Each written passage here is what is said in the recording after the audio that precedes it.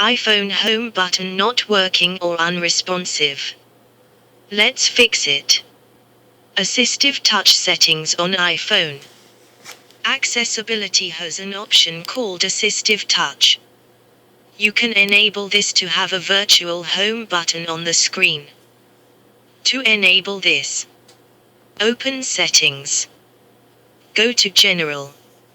Now, scroll down and tap on Accessibility. Scroll down again and tap on Assistive Touch.